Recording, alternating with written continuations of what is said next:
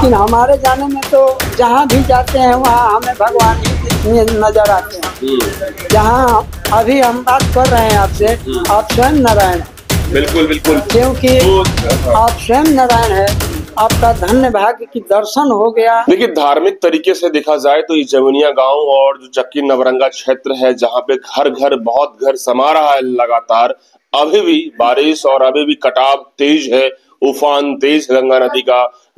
जिस तरीके से पानी खौल रहा है गंगा नदी का, वो विकराल रूप देख के आप हिल जाइएगा।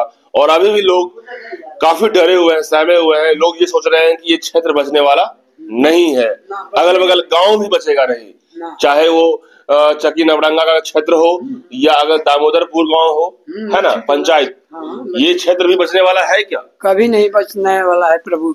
इस माध्यम से जो जिस रूप से गंगा चल रही है, कटाव हो रहा है, तो हम लोग को तो बिल्कुल 24 घंटा डर बना रहता है कि कब गंगा इस गांव को समाप्त करे। रात को नींद आती है आप लोग? नींद आता है, नहीं आता है, ये अप डाउन प्राण कर रहा है सबको। मतलब कब नींद गायब हो जाएगी, कब प्राण ऊपर ही रहता है। किसी के आत्मा में चैन नाम का चीज नहीं है, जिसको आप निश्चिंत कहते हैं, वो चीज किसी के पास नहीं है। देखते नहीं है कितना बारिश हो रहा है, कितना जल घेरा हुआ है। फूस का घर हो या पक्के का घर हो, किसी को सबको एक समान गंगा कर दिए है। आप देख रहे हैं, ये तो देखने की चीज है प्रभु जी। देखा जाए तो इस लोक में धन्य भाग की आपके दर्शन के पाकर ये गांव जो है हर रूपों से खुश होकर अपना जीवन कटा रहा है, आपका दर्शन पाकर। अगर आपका दर्शन नहीं है तो ये संसार नहीं है। बिल्कुल, कहीं न कहीं चर्चा तो हम लोग कर सकते हैं ना जी। मान लीजिए इतनी बड़ी घटना हुई, यदि चर्चा भी कोई ना करे जी तो दुख की बात है। महाराज, आप ही के माध्यम से तो ये इतना हमारा भगवान यहाँ जुट गए कि किसी को परेशानी महसूस वही हो रहा है घर का कि हम कहाँ खड़ा होंगे, कहाँ बैठेंगे, कहाँ रहेंगे। यानी जलमय के अंदर हम कहाँ रहेंगे, कोई ठिकाना नहीं है। बाढ़ आता था तो हम पानियों में खड़ा होते थे, अब तो गंगा घर को भसा दिया, अब गंगा में कोई खड़ हो नहीं सकता है ना। लेकिन कलयुग में कहा जाता है एक वक्त आएगा जो महाप्रलय होगा, पूरा ये सृष्टि पृथ्वी जो है जलमग्न हो जाएगा। लेकिन वो तस्वीर तो अभी ही दिख रही है। अभी जो हम पहले के बात सुन रहे हैं अभी हमारे सामने आ गया है। आपके आँख के सामने में जलमग्न हो रहा है, प्रलय हो रहा है। हाँ, प्रलय हो रहा है। तो क्या ये प्रलय के पीछे कोई धार्मिक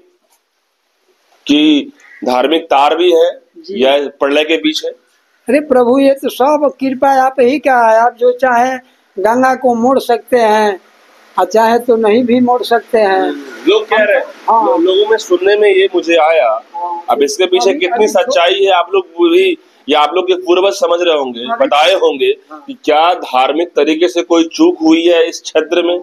मंदिर की बात हो या अगल बगल की बातें हो, लोग सुनने में आया कि अत्याचार बढ़ रहा था, लोग शराब ये वो गलत ज्यादा कर रहे थे। शराब तो अभी भी चल रहा है, पहले से भी चला रहा है। ये तो हमारे और आपके देखने की चीज है जी। कौन ऐसा दिन है जो चीज बंद हुआ है, जो नशा है और बाड़ी रह गया आपकी। कोई सटीक शब्द बोलता है तो कोई असटीक शब्द बोलता है। ये तो हमारे अत्याचार बढ़ा है अंकल। अच्छा, संसार तो कह रहा है, चाहे आप भी लोग कह रहे हैं, हम भी कह रहे थे कि भ्रष्टाचार हो रहा है, भ्रष्टाचार हो रहा है।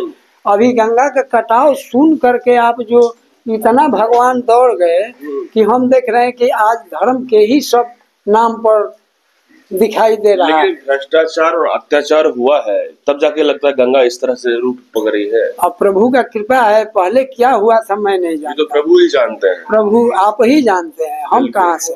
बिल्कुल, सब कुछ आप जानते हैं प्रभु। हम लोग बस चर्चा तो कर सकते हैं, लेकिन वो तो प्रभु के हाथ में है, गंगा मैया के हाथ में है कि वही उन्हीं को पता है कि सच्चाई क्या है। सच्चाई क्या है, सच्चाई तो कभी छिप नहीं सकता है।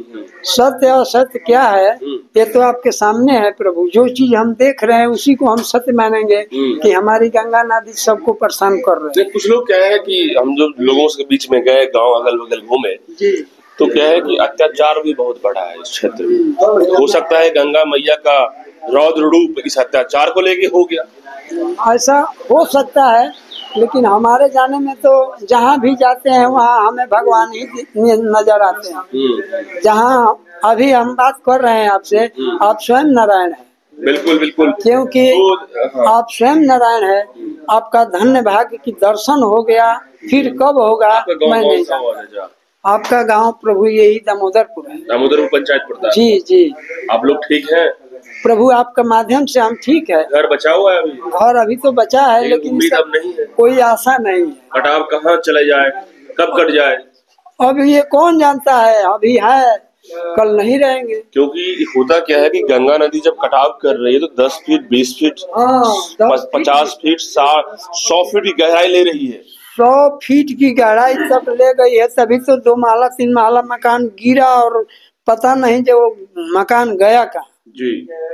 एक घर नहीं, हम जानते हैं कि 200-400 घर गया है। गंगा का ये जो हिस्सा है मुख्य नदी की धारा में आ रही है। जी जी। जो गहराई होती है ये तो सूखने वाला नहीं है ना, गहराई बहुत है। ये गहराई को दूर करने वाले आप ही है जी। चाहे तो आप दूर कर सकते हैं, लेकिन अभी वर्तमान में नहीं होगा। जब गंगा नदी हमारा जैसे जेठ बैसाख होता है, उस समय आप चाहेंगे तो जहाँ से जहाँ तक कटाव है।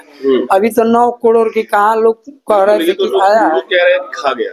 अब खा गया कि क्या हुआ। अब तो अब गंगा नदी में खोजने पर वहाँ एक ईंट भी दिखाई नहीं देगा। बिल्कुल। तो ये धार्मिक तरीके से हम चर्चा कर रहे थे चाचा से, ये कह रहे हैं भगवान को ही पता है, ऊपर वाले को ही पता है, गंगा मैया को ही पता है।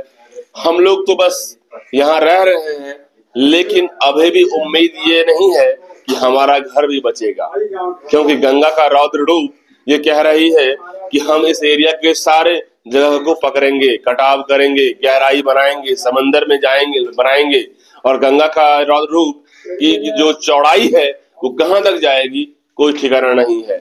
और सबसे बड़ा सवाल है कि धार्मिक तरीके से हो सकता है कि कोई चूक हो जाए। लोग तो कह रहे हैं कि अत्याचार होता था, हो सकता है, क्योंकि आप इसे बिल्कुल आप कंडेम्ड नहीं कर सकते हैं, बिल्कुल इग्नोर नहीं कर सकते हैं। धार्मिक तरीके से भी कुछ हो सकता है, तो गंगा मैया एक धार्मिक ही चीजें हैं, सबसे पवित्र नदी और सबसे पवित्र चीजें हैं। तो ऐसे में यदि इस क्षेत्र में इतना बड़ा त्रासदी हुआ है तो इसके पीछे धार्मिक कहानी भी हो सकती है।